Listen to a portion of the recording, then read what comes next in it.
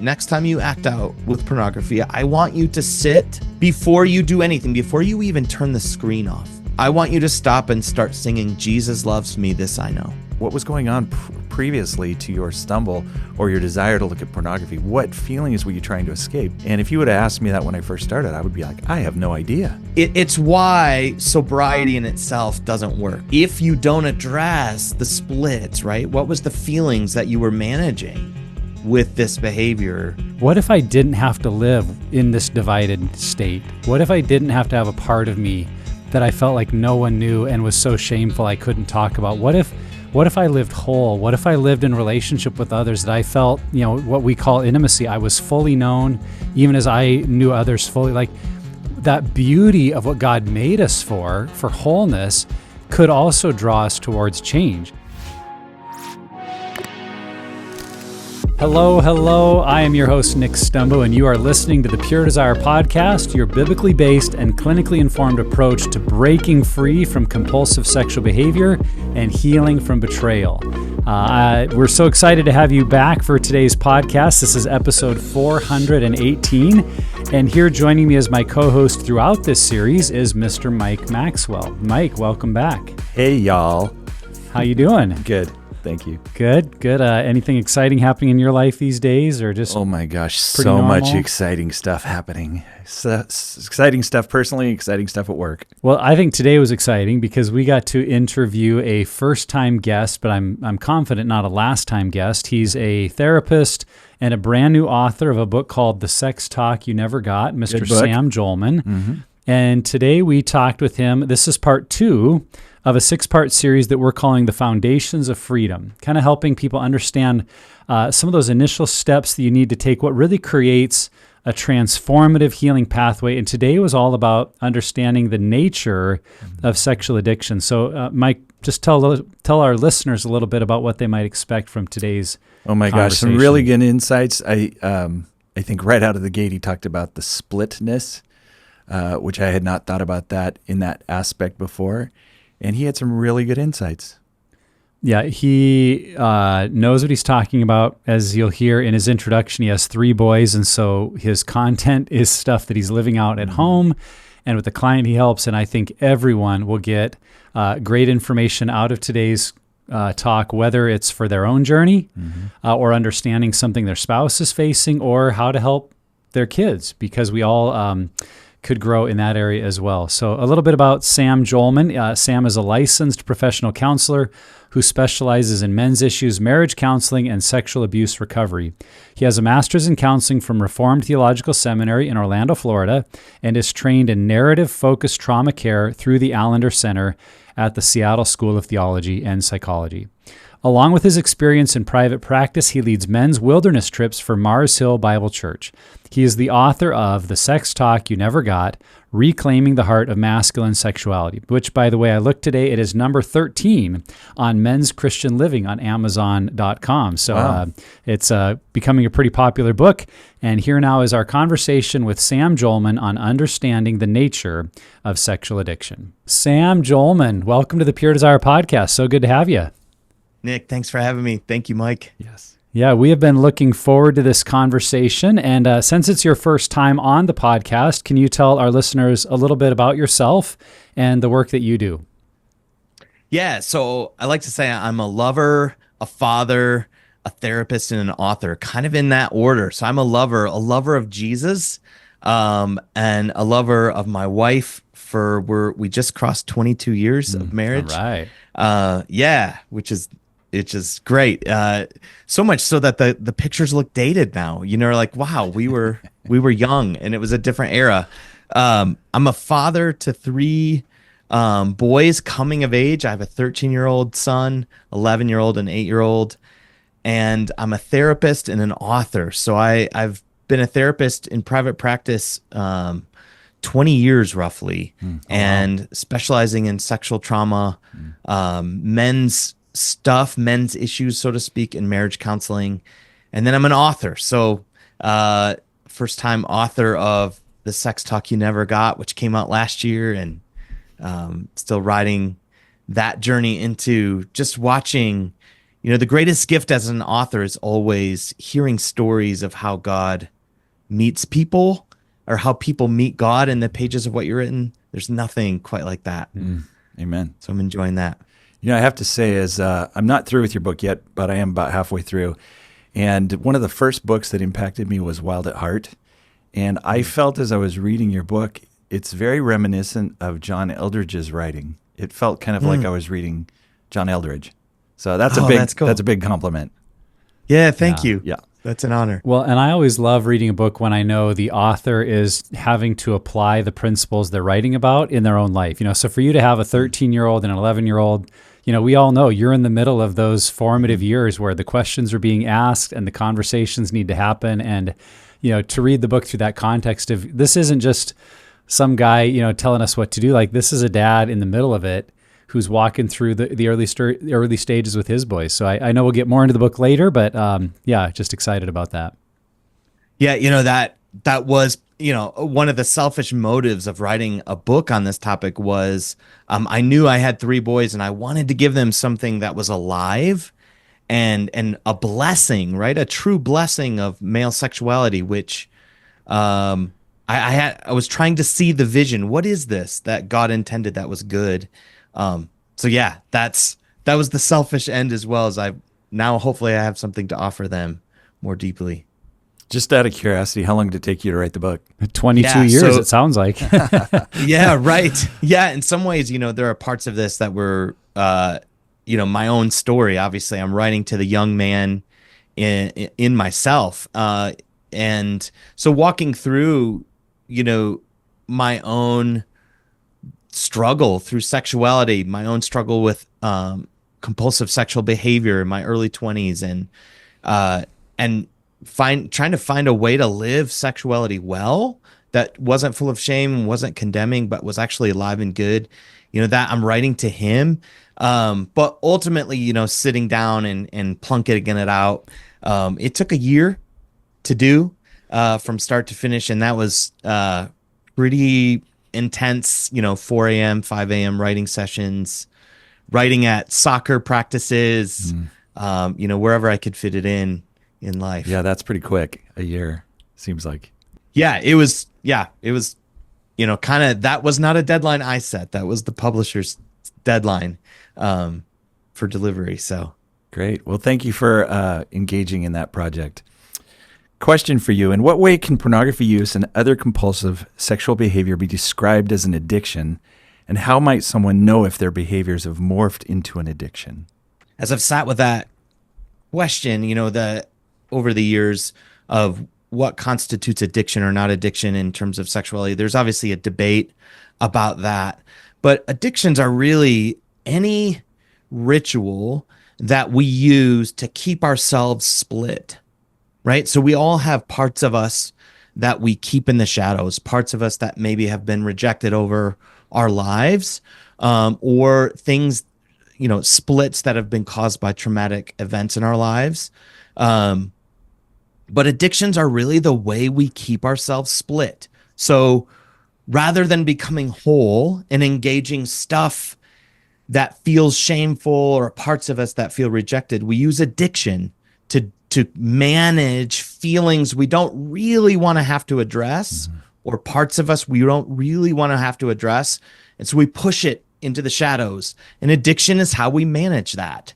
It's how we keep ourselves divided. And an addiction, needs to have some capacity to create an altered state to allow that, right? To allow us to stay separate from those parts of us we don't want to have to engage. So, chemical addictions, right? Literally create a chemical altered state to do that. But a process addiction, like an eating disorder, right, allows for an altered state in terms of the ritual itself kind of puts us into a trance-like state to manage that. And, fantasy, sexual fantasy, sexuality in itself was meant to be this altered state, I believe, from God, right? This kind of time outside of time experience we get to have, with your spouse this moment of delight and even ecstasy. And so, you think sexual fantasy, if you kind of hot wire that to create then a trance-like state to avoid or really to stay split. Sexual fantasy and compulsive sexual behavior can allow that to happen. I think that is a great definition, a ritual that keeps ourselves split, because I think a lot of people maybe have, especially if they're new to this journey, they might have a reaction to the word addiction because we've created a lot of stereotypes around who is an addict or what an addict looks like. But if we were to ask ourselves honestly, has this behavior, whether it was pornography or other things, has this become a ritual in my life? That's easier to define and a little easier to say yes to, like, boy, this isn't just a 1 or 2 times thing. Like, this is now a ritual, whether it's every week or every day or a few times a month. And that ritual beginning to define, like you stated, that an alternative state of mind, or just a way that there's like a hidden separate part of me that is not integrated, that is not known by others, that is not above the board and something I'm living into and understanding. It's just kind of this split part of me. Again, I think people could probably hear that simple definition and self-analyze to go, man, that's what I'm doing, whether the behavior is pornography or something else. And it really demystifies perhaps what we think of when we hear the word addiction. So thank you for that. I've never heard a definition like that. That's really powerful. Mm-hmm. Yeah, as you said that, I had not heard that either, but it perfectly described when I was in my addiction, there was this part that I kept hidden. And I remember thinking, that's not who I am, but I just have to keep it over here.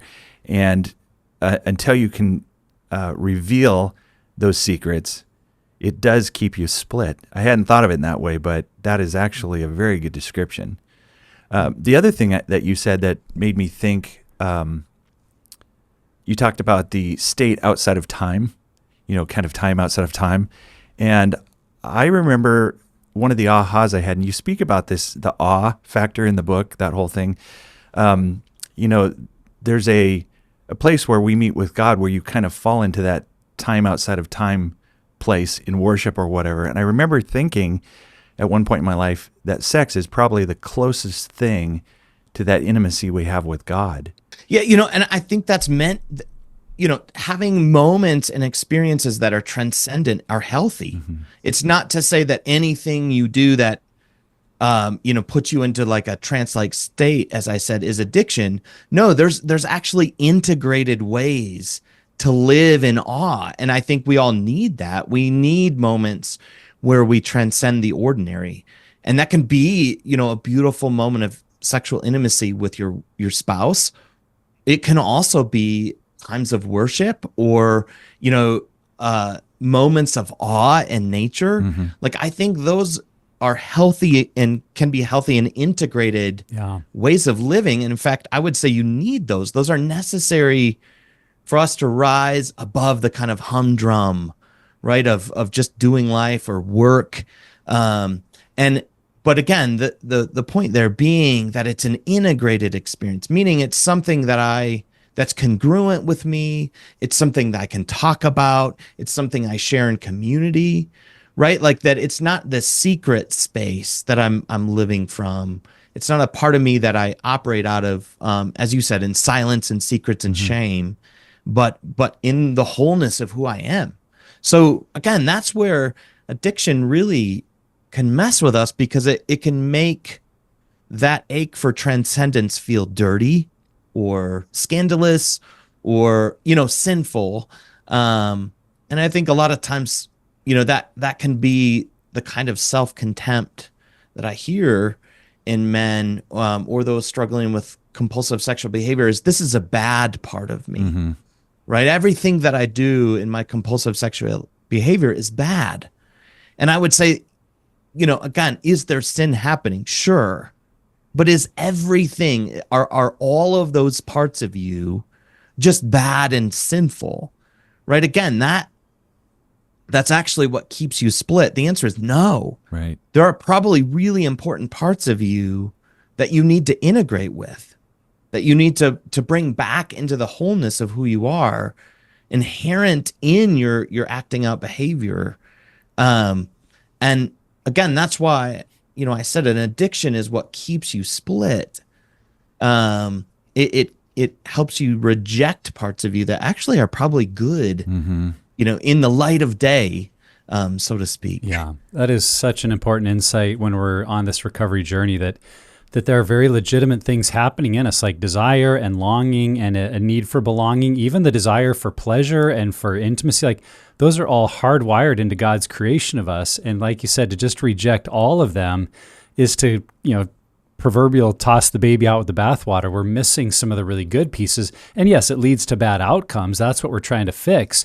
But it can't just be this total rejection of everything going on inside of us. And I think that's why this podcast is so important, as we explore like what's really happening in sexual addiction. And we know that one of the key components of recovery is understanding the impact of our past, things like family of origin and attachment or non-attachment that happen in growing up years.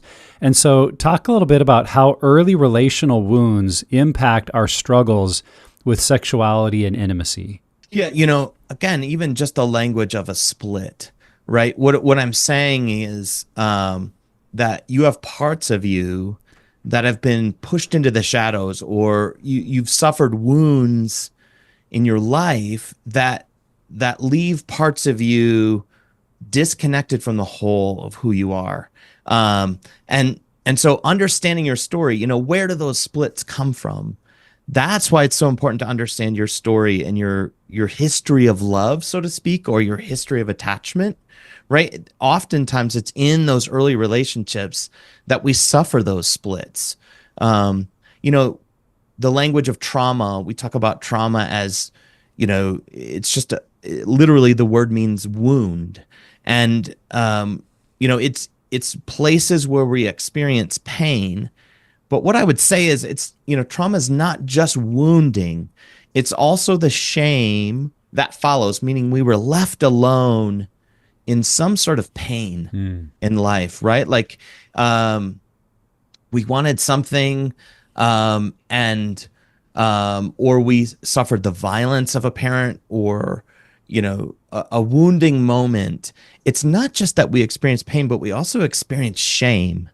Right, we often end up stuffing down our wounds. What keeps those down is shame, right? That part of us feels bad or needy or too exposed or too vulnerable, or clearly, right, a parent's anger at us, right? That part of me must be rejectable. And so it's that shame that joins to the pain that then keeps us split, right? Like, well, I'm never going to be that boy again.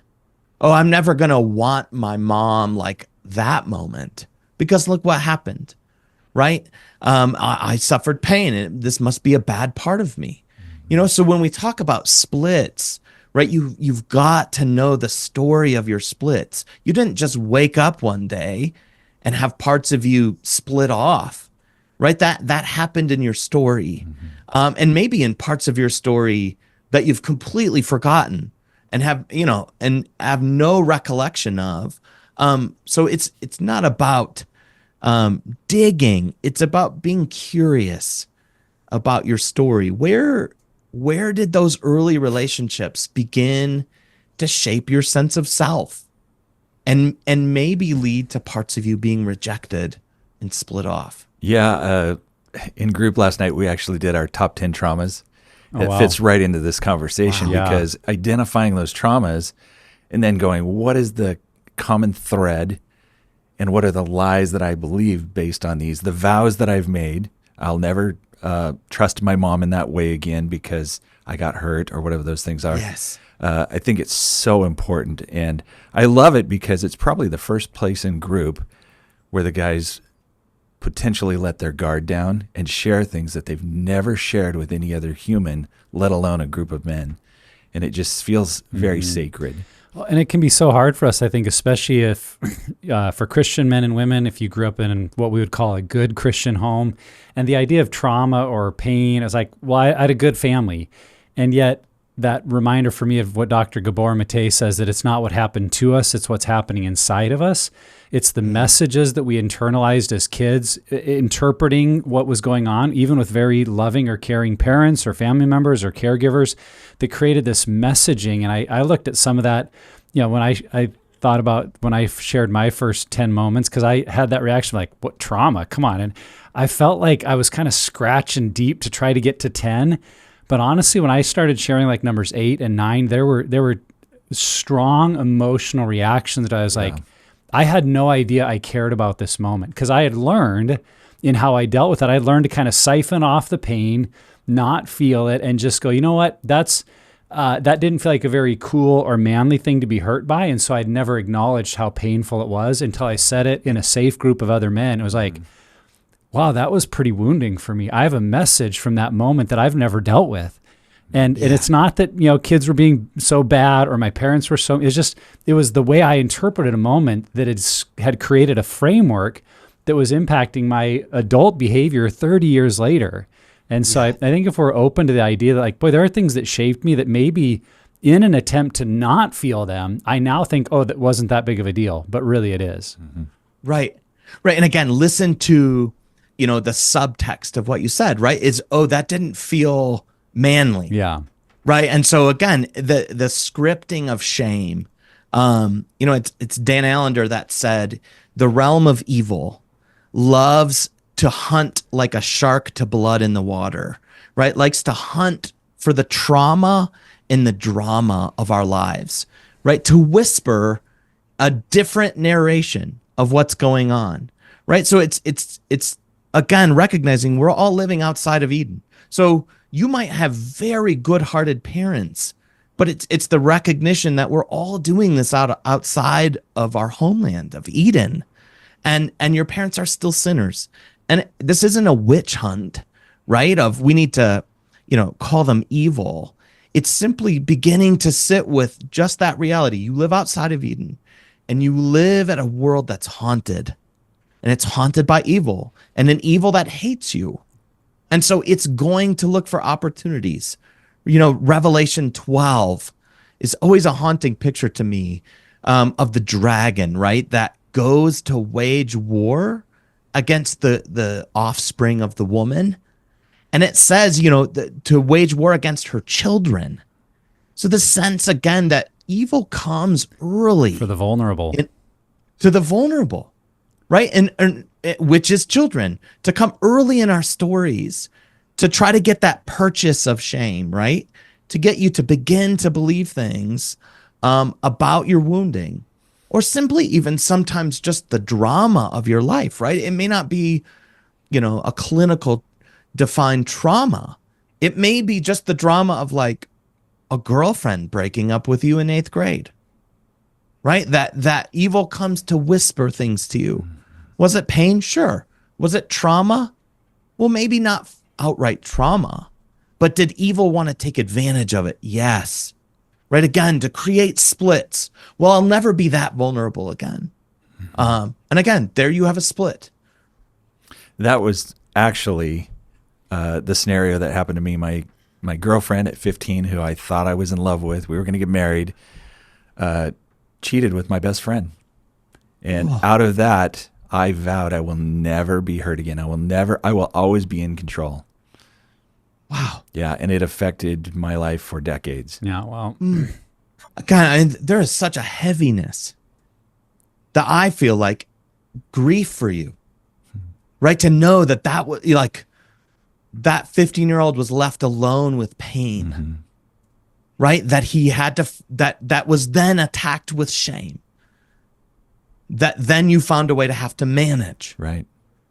And what I would want to bless, Mike, is thank God that you have the kindness within you now to know and welcome back that 15-year-old. I mean, just you telling us that story says that you've fought to recover him. What a cool thing. Yeah. Yeah. So we've kind of touched on this a little bit. Many people know they have a behavior they want to stop or change, but they may not realize how this pattern developed in their life. And so we've kind of been talking about these traumas that drive this behavior. Help us understand how identifying these patterns can help us change the behavior. Usually most of this stuff that we're talking about is subconscious, right? Somebody's acting out and, you know, they're left usually in the wake of like, I don't even know why I do this. Right? Or they don't even stop to think about why. It just sort of, they do it and they get back to life. Right? And man, they might feel bad for the behavior, but it's like, I don't know. I just did that.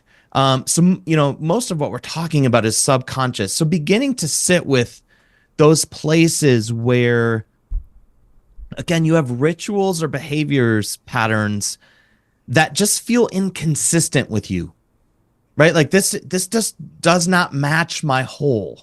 So back to, again, this language of splits, right? Like this doesn't line up with my ethics. This doesn't line up with what I really believe. You know, most of the guys I work with say like, I really do love my wife. I don't want to do this. And oftentimes, you know, we end up saying, well, it must be my sin nature. That's what all this other stuff is. But what I'm inviting is, sure, is your sin involved? Absolutely. Are you participating in keeping yourself split? Yes. But just beginning to sit with where do I do things that just feel incongruent with me? Or where I don't even know why I did that, right? That's a place to begin to be curious. Most times I sense, and this is the other part of addiction I would describe, is addiction is always simultaneously an addiction to shame. Your shame is as much a part of the ritual as the actual pleasure that you seem to be getting out of it. You are also addicted to the shame and self-hatred, which is necessary to keep you split, right? So most guys I know will beat themselves up, even literally physically punch themselves at times in the depth of their own self-hatred, right? For behaviors, even compulsive sexual behavior, that they don't understand and they hate themselves for.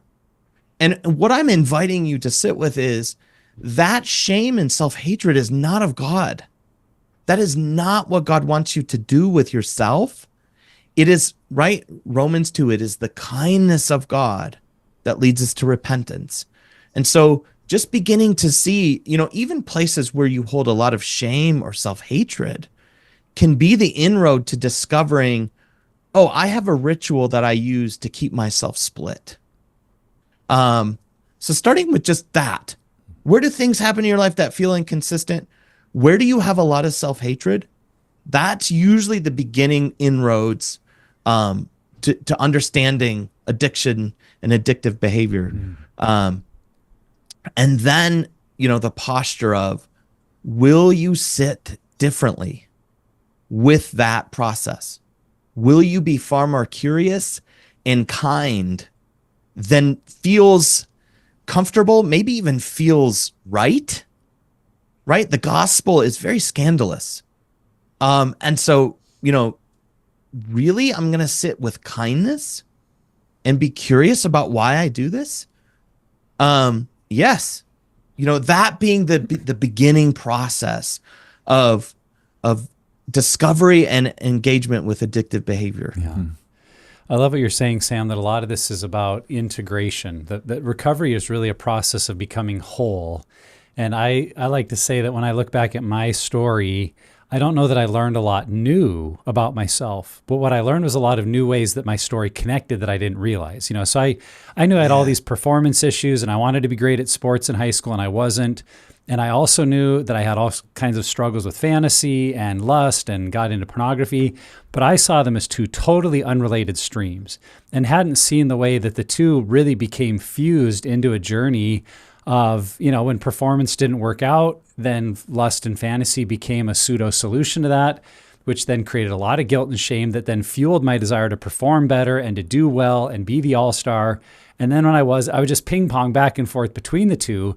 But because of probably the shame and some of my the things that were taught in our upbringing, they had really been kept as two separate pathways that needed to be healed separately. And it wasn't until the recovery group, like with Pure Desire, that I saw, oh, these aren't two separate journeys. This is really one and the same. This is my story of how all this got merged together. And seeing that became then a whole new approach to healing and recovery. Mm-hmm. Yeah, that's so great. Yeah, as you were talking, I was thinking about when I came into group, you do your check-in. It's like, well, I relapsed this week or whatever. And they question you, why'd you relapse? I was like, it just happened. There's, Right. And they would say, well, what was going on in you? I'm like, nothing. It just happened. So I was so disconnected from what I was feeling that I couldn't connect it to the story. And I see that in group now when guys first start to report their, which is one of the reasons we use the faster scale to try and get them to go, what are you feeling previous, or what was going on previously to your stumble or your desire to look at pornography? What feelings were you trying to escape? And if you would have asked me that when I first started, I would be like, I have no idea. I like porn and I can't get away from it. I'm a guy. I got hormones. I got eyeballs. Like, Right. What more is there? Right. Yeah. It was funny in the book, you tell the story about the two boys who find their dad's pornography. And Yes. the one boy, from his experience, he's feeling the rush and the wow and the awe. And then they run and hide. And then that night, in his innocence, he says, thank you, God, for naked women. And Yes. I'm like, that's kind of how I looked at myself. I'm just a guy. I like naked women, but of course it's gotten perverted and twisted, which is the devil's plan. Yes, and that can be right. That can be the kind of setup is like, oh yeah, I'm a guy. It's lust and it's an overabundance of sexual desire and it's bad behavior and I need to stop. And it's why sobriety in itself doesn't work, right? Or I'm going to double down on just not doing this. And you can go even extended periods of sobriety, so to speak, of not acting out in your behavior.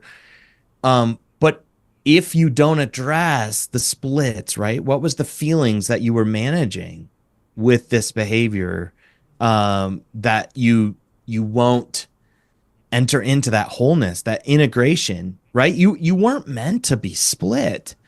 And all of those parts that you rejected want to come home to you. You were made to live whole. And so you've got to find a way to welcome those parts back. Mm-hmm. Yeah. So Sam, you've talked a lot about shame, and I think it is a critical part of our journey, but one of the things we see a lot, and I'm sure you do as well, is that the voice and messages of shame can kind of operate like elevator music in someone's life. It's something they're so familiar with, they don't even hear it or see it anymore. And so how do you help people begin to identify that shame message and see how much maybe they are being driven by shame when they've become so accustomed to it? Shame is so embodied. It's shame in itself is a form of terror. It's a form of fear.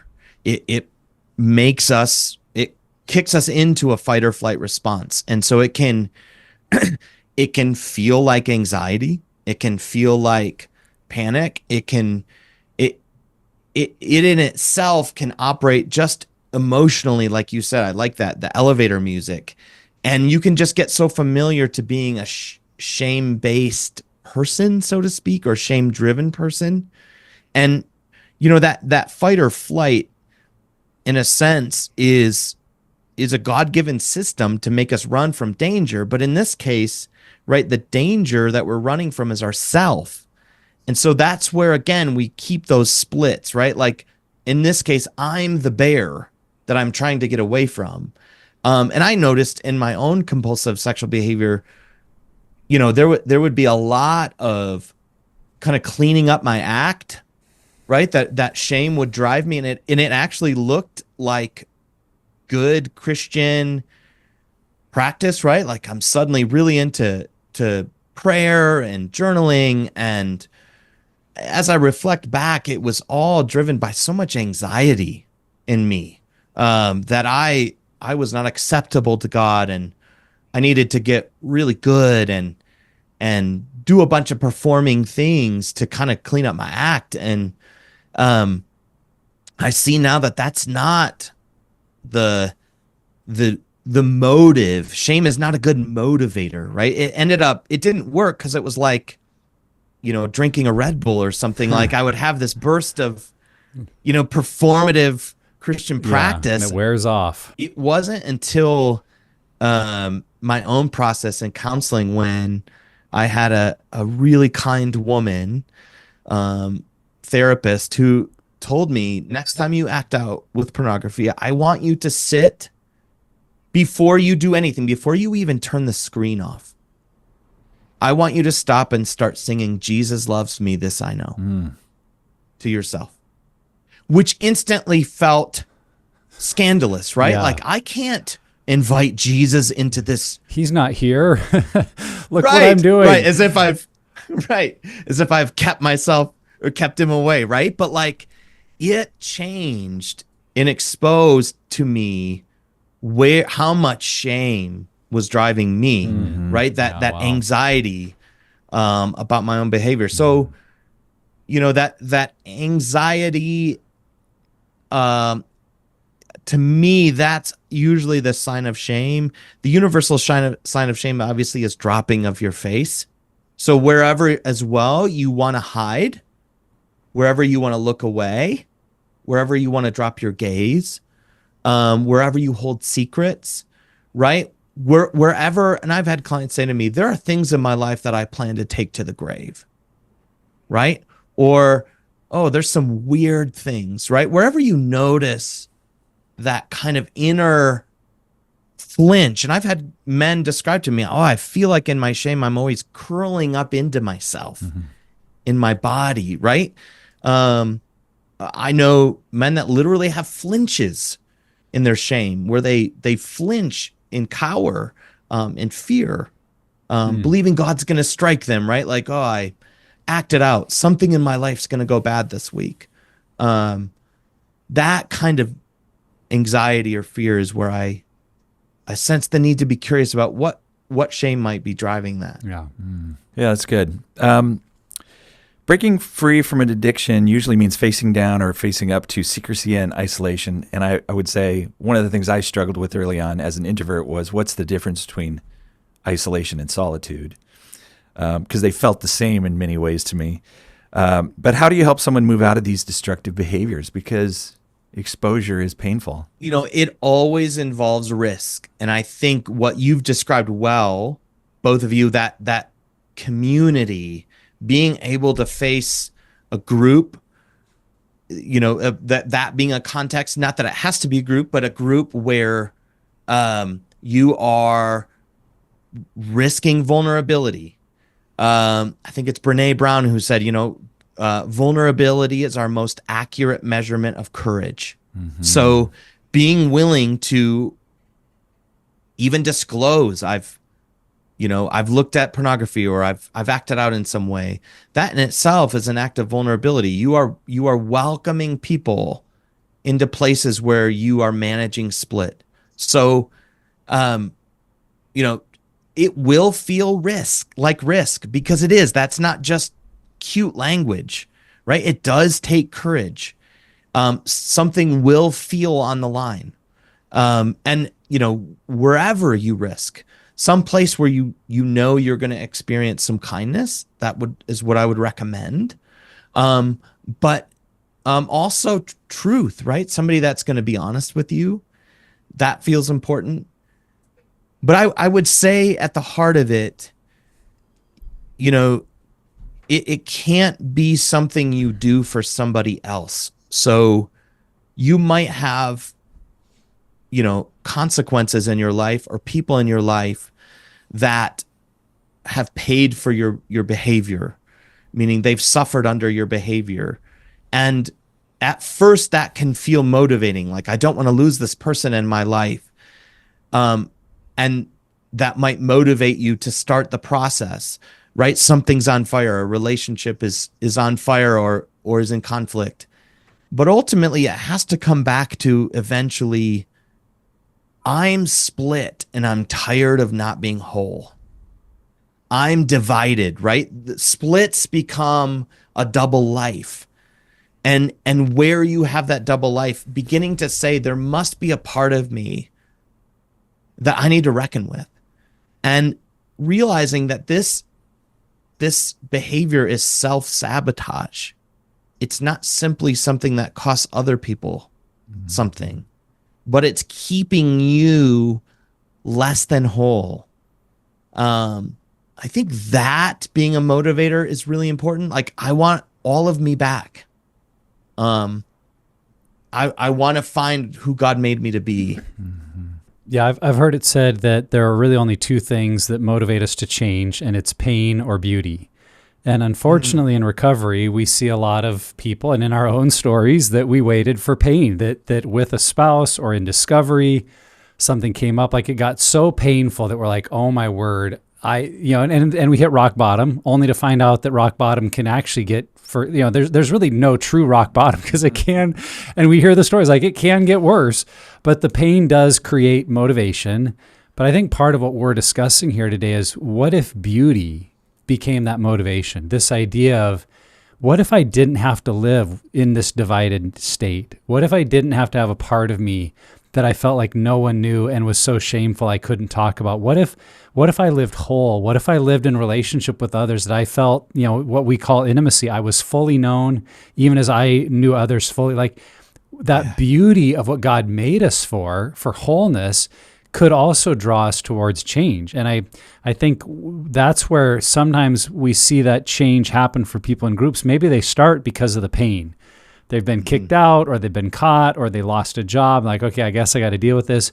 But over time, if we do the work, I think we start to see the beauty of what we can become. And then we get to hear, in our groups and counseling, people say, like, I've never had the kind of relationships I have now. I didn't know what was missing. I didn't know how much better it could be. Yes. And sometimes when we haven't experienced that beauty, it's hard to believe it's worth it. And I think for some listeners today, maybe that's what this podcast is for the three of us to say it's worth it. That there's beauty on the other side. There's good that comes in your spirit and your nature that's worth this journey for. So don't just wait for the pain. Like, have this vision of the beauty of what could happen in your life. Yes. Yeah, this was certainly true for me, and it's true of the men that I walk with, that, there are a lot of times where men will say, I don't even like what I'm doing. Yeah. It's lost its pull. There's just this, again, the craving, the ritual, right? It's so familiar, but I find I don't even enjoy it. And to beginning to sit with that there's a kind of boredom and numbness that your compulsive sexual behavior is creating in you. I remember a therapist saying to me in the process, like, I think you're going to recover when you start to recognize how boring it is what you're actually doing. You're bored. I hear it in your voice when you talk about your acting out behavior. And that was so helpful for me to say, wow, you're right?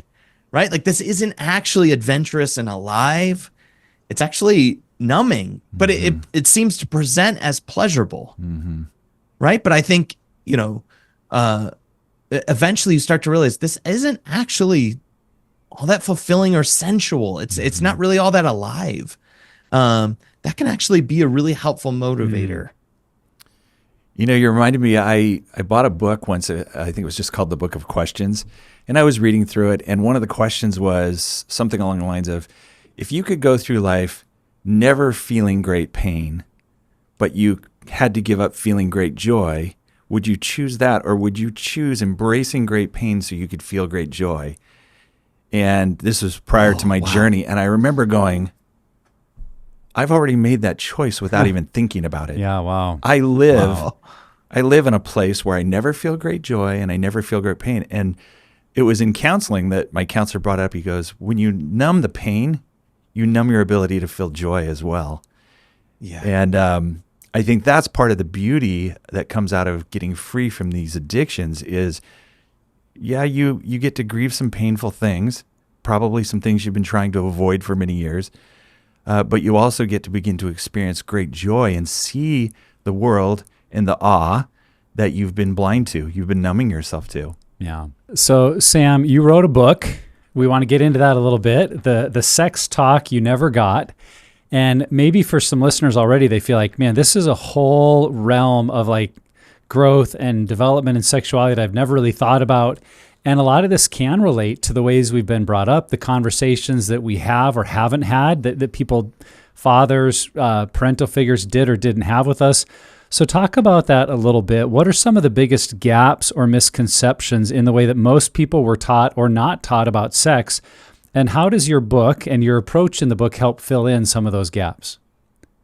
Yeah, I think I put it this way. I think sexuality is probably the place most men have had the least meaningful conversations in their lives. Yeah. And, even more than like spirituality, right? Which male spirituality in itself is a topic, right? That often doesn't get talked about, but especially sexuality. And we end up living in this kind of over-sexualized, under-sexually nurtured place, right? Because in our culture, men are so over-sexualized as, oh, that's all that drives men, right? That's all that men think about. And there's these crazy, false stats on how often men think about sex. And it's not that men aren't sexually wired. We are, but it's that we don't get the integration through meaningful conversations. And so we're left to kind of figure sexuality out on our own, right? Or the implication is it's just supposed to work. It's just supposed to run itself and you'll figure it out. And that in itself, I think, is a curse of shame, because the stats are 85% of couples at some point in their marriage will experience even physical dysfunction, let alone emotional or relational sexual struggles. Wow. And so 85%. Sex, what's that? 85%. It's normal. Yes, it's normal to have physical dysfunction, even in the plumbing, right? Let alone the relational disconnection and all the struggles around that. So sex doesn't just run itself for anyone. It's something that we need to be taught about, to learn about, to be able to feel free to talk about. And I think, without that, most of us men already start by saying, well, if I'm struggling, there must be something wrong with me. Because I guess it works for everybody else. And I know so many men to where this is the place of deep, maybe even the greatest struggle in their life. And so just that alone, I think, sets us up. Maybe if men got anything, they got a purity lecture or kind of a shoddy anatomy lesson. But that's about it, right? Yeah. Just don't screw it up. And so again, if the only other option you have is sex jokes, locker room talk, questions you ask your buddies, or nowadays, primarily, kids are going to the internet to get their sex education, which is a terrible nurture of your sexuality, right? Obviously, they're getting nurtured through pornography, and it's setting expectation for this generation. So, just to mark, like we have an inheritance as men of such neglect here. As you're talking, I was thinking the world is constantly communicating a broken message around sexuality. But the church doesn't really, or traditionally hasn't talked about it. Maybe 10 years ago when I first started the journey, we tried to do a porn and pancakes thing at our church. And we probably had 200 guys show up and had a guest speaker come in. And afterwards, it was surprising to me how many men came forward and said, this is wrong. We don't talk about this in church. Mostly older men, generations above me. But I think that's part of the challenge is I never really my mom did the physical anatomy thing, but Dad was never present to talk about how to steward my sexuality. And in all honesty, it was shaped largely by Happy Days and Fonzie, right? Fonzie was known for getting the girl. Yeah, and so I thought that's what makes a man, is the guy who gets the girl. And I internalized that. And it wasn't until I was going through this journey that I realized that was a lie that I believed. That wasn't true, but it was based on a sitcom that all of us watched in middle school. Yeah, and in other words, we're all craving, Right. Nurture, conversation. And there was a Harvard study that was done on 18 to 25-year-olds, and this was I think 10 years ago, and they found that I think it was 70% of 18 to 25-year-olds wanted more conversation with their parents about sex and romance. Wow.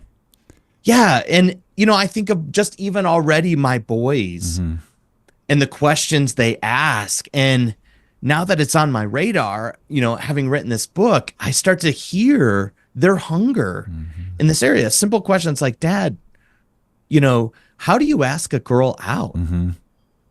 Or how do you know when you want to marry somebody? Right? Like those are all part of the sex talk. Yeah. Right? It's not just how the plumbing works. Right. It's really the dance of romance. And we don't talk about how as men, we are lovers. We're made to have sex integrated with romance. And so, sadly, I have permission to share this story. I tell it in my book. I had some clients come that their 14-year-old had come to them and said, Mom, Dad, I've been struggling with pornography. And of course they were devastated and wanted to help. And, it became the conversation of how did this happen? And he told the story of, he was listening to some friends talk about girls they were interested in, and he realized he didn't know how to kiss a girl. And he felt shame for that. So he went again, because it's supposed to just work, right? That cultural pressure. And you're supposed to just know and be the Fonzie or the Don Juan, right? That's the pressure. Is it's supposed to just be natural in you. And it's not for any of us. We're all figuring it out. And, so he went to Google, typed in how to kiss a girl. And of course, the search engine optimization of pornography sites trying to get their next customer, it popped up pornography, right? But what could be more innocent than the question of how to kiss a girl? Yeah. Right? That's part of the sex talk that he felt shame for. And he's getting help now through his parents and doing great. But, that's the kind of neglect, again, that I think we're left with, that we need to have engaged somewhere.